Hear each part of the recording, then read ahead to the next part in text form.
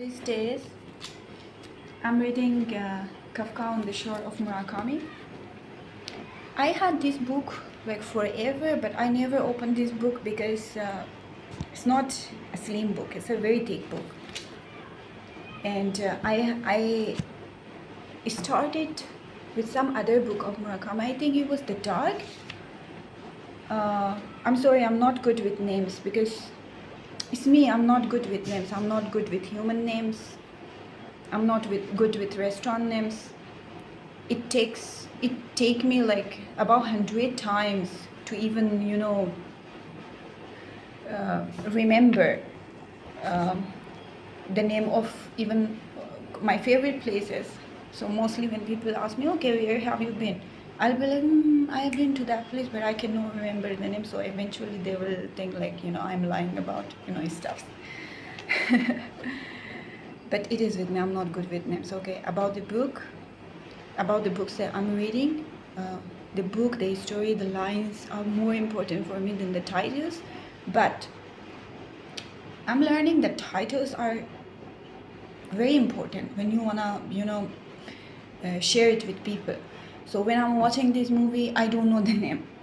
Then some other person is suggesting me this movie and little bit telling about the story, and I'm like, okay, I know that movie. I had watched that movie like 2 years back because I watch lots of movies, but I'm not good with names. Okay, but still, life is full of learning, and I'm learning. Like some things are really important. You should remember names of certain people because names are very important.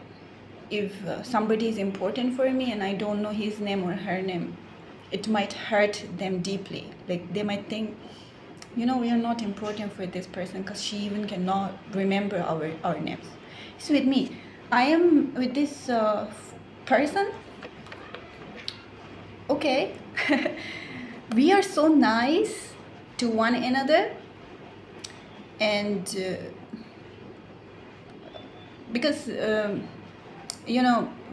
it's a little bit weird, but if I don't be in contact with the person like for a year or 6 months or a period of 6 months, after that I completely forget about that person. So it's not good. It's not good. I'm still learning about my mind and my memory. Okay, I don't want to beat around the bush. So this book is so good. As I say, it's a very thick book.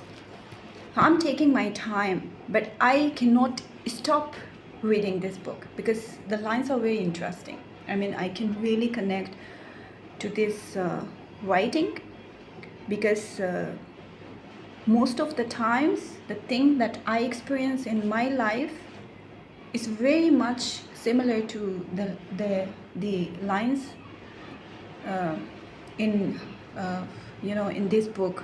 Even there was one other book. Okay, I said I'm not good with names. I forget it.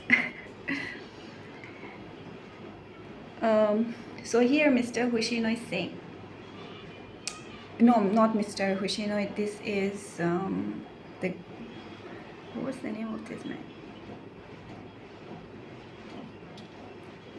Okay. I have money with me. Let me at least pay for the breakfast. Okay.